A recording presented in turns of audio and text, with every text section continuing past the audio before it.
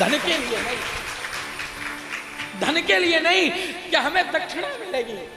आपको एक और बात कह दें, ब्राह्मण का स्वभाव रहा है कोई दक्षिणा दे तो भी उसका मंगल हो और कोई दक्षिणा ना दे तो भी उसका मंगल हो। हमारा यह विचार हमेशा हमेशा,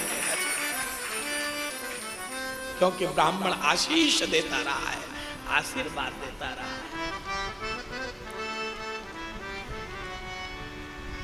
विषय बहुत संवेदनशील है, ये हास्य का नहीं है।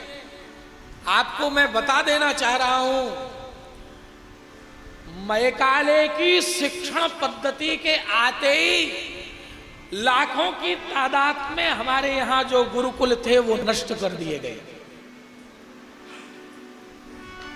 बुरा मत मानना, मेरी बात सुनते ही लोगों को बहुत बुरा लग रहा होगा, शायद लाइव के माध्यम से कई लोग सुन रहे होंगे, लेकिन ध्यान देने योग्य बात है।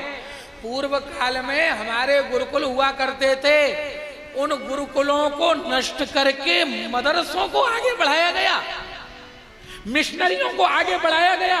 क्यों? क्या आवश्यकता थी? मिशनरियों का प्रचार हो। हम तो कह रहे हैं किसी का यदि कोई धर्म है तो वो अपने धर्म का प्रचार करे। जैसे मैंने अभी आपको स्वतंत्रता के विषय में बताया, आपके धर्म की स्वतंत्रता, धर्म के प्रचार प्रसार की स्वतंत्रता है, तो हम सनातनियों को, हमें सनातन धर्म के प्रचार प्रसार की स्वतंत्रता होनी चाहिए। आपकी स्वतंत्रता की सीमा, चाहे वो ईसाई मिशनरी हो, चाहे वो कोई जो है इस्लामिक कोई जो है कट्टरपंथी संस्था हो, आप अपने प्रचार करिए, लेकिन आपके प्रचार, आपके धर्म के प्रचार की सीमा वहां से समाप्त हो जाती है जहां से हमारे सनातन धर्म के लोगों की सीमा आरंभ होती है। आप अपने में प्रचार करिए, पर हमारे प्रचार को आप रोक नहीं सकते। और महाराज, ये कितना गंभीर विषय है,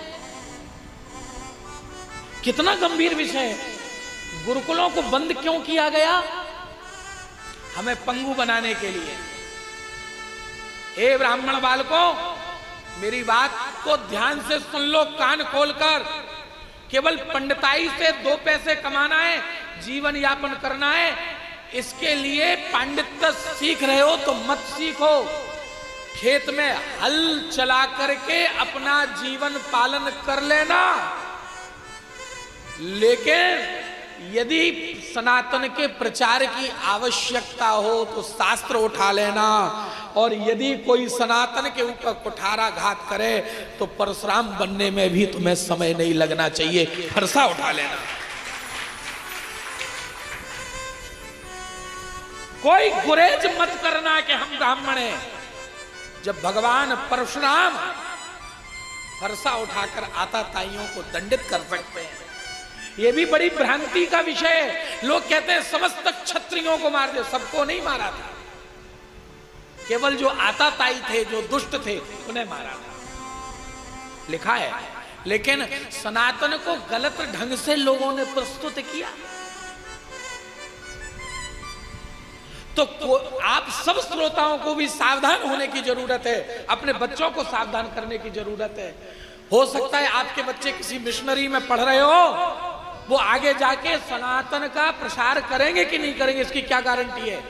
तो मैं निवेदन करता हूं समस्त सनातन बंधुओं से कि आप अपने बच्चों को मिशनरियों में से निकालकर किसी ऐसी संस्था में डालिए जिस संस्था में पढ़ाई के साथ साथ सनातन धर्म की बात होती हो। ऐसी संस्थाओं की आवश्यकता है।